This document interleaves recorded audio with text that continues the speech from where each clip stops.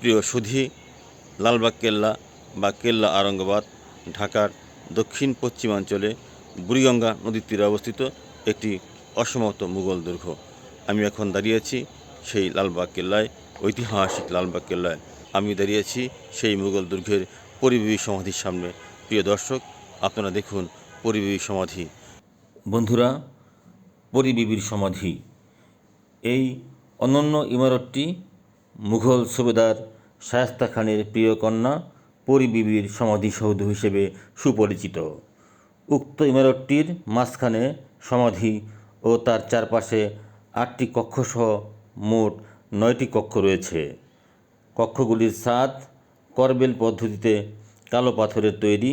বাংলাদেশের একটিমাত্র ইমারতে মার্বেল পাথর, কালো পাথর ও বিভিন্ন রঙের ফুল পাতা চাকচিক্য টালির সাহায্যে অভ্যন্তরীণ কক্ষগুলো অলঙ্কৃত করা হয়েছে। মূল সমাধিসৌধের কেন্দ্রীয় কক্ষের কৃত্রিম গম্বুজটি তামার পাত দিয়ে আচ্ছাদিত। পরিবিবির এই সমাধিসৌধটি 1688 খ্রিস্টাব্দের পূর্বে নির্মিত।